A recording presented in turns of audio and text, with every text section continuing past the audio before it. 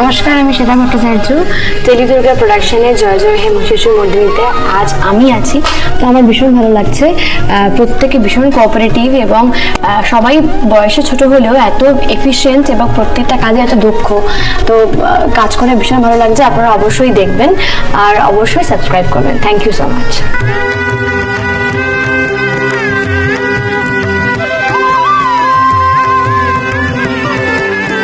নমস্কার, আমি সায়নদীপ নন্দ।